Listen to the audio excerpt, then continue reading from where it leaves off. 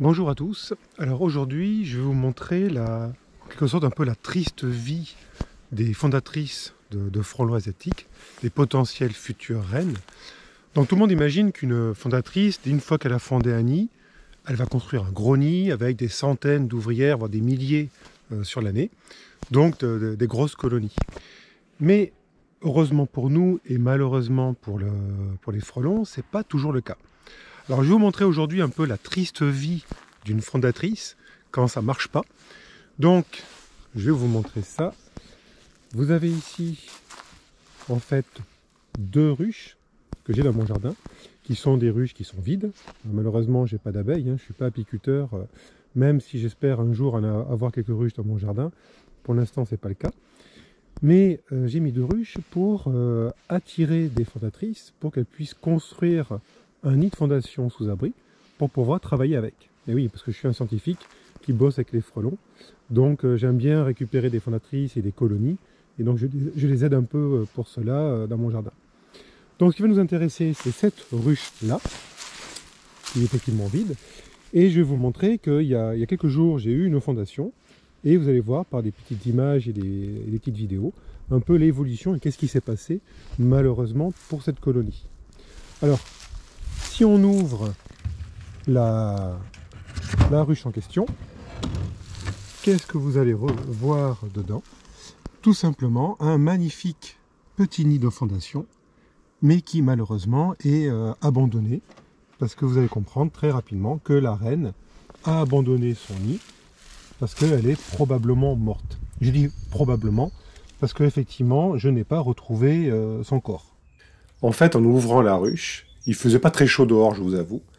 Et quelle a été ma surprise de voir une femelle du frelon asiatique, Vespa velutina, qui était rentrée dans la ruche. Donc c'était une survivante à l'hiver, donc bien évidemment une gyne, une reproductrice, qui avait survécu.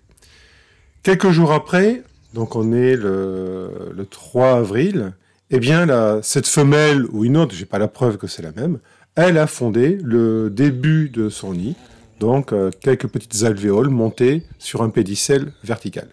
Ensuite, comme on peut le voir sur la vidéo, la femelle, la fondatrice, a commencé à construire à la base du pédicelle, donc en hauteur, là j'ai inversé sur l'image comme vous vous en doutez, elle a commencé à construire le début d'une enveloppe.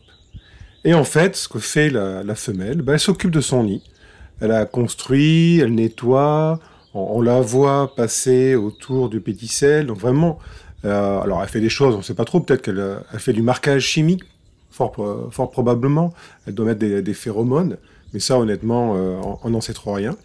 Mais en tout cas, pendant quelques jours, ce que j'ai pu observer, eh bien elle a rajouté cette première feuille de papier qui est l'enveloppe, et assez rapidement, vous voyez un peu les dates, en l'espace de 2-3 jours, eh bien elle a agrandi cette enveloppe pour essayer de clôturer, d'enfermer les alvéoles. Et si vous faites bien attention, vous verrez que dans chaque alvéole, elle a pondu un œuf. Donc là, au début, on parle de reproductrices, donc les gynes, le terme scientifique, parce que les bestioles n'ont pas encore construit de nid. Mais dès qu'on a affaire à une femelle comme on l'a sous les yeux, elle change de nom si vous voulez, on parle de fondatrice, parce qu'elle a fondé le début d'une colonie, donc son nid. Et en fait, comme la femelle est toute seule, c'est la période la plus dangereuse de sa vie, parce que comme vous pouvez le voir, quelques jours après, j'ai trouvé la femelle au fond de la ruche, qui avait l'air plutôt mal en point. En fait, elle a pu être parasitée par un parasitoïde, comme j'ai pu le montrer dans une autre vidéo, ou alors elle a eu un combat avec une autre femelle, ce qui fait qu'elle était moribonde, et elle a disparu, elle a quitté la ruche au bout de quelques jours. Alors effectivement, le nid est abandonné. Donc ce que je vais faire, je vais le récupérer pour ma collection. Et ça me permettra de montrer à des jeunes à quoi ça ressemble. Un joli petit nid de fondation. C'est quand même un beau travail, c'est magnifique.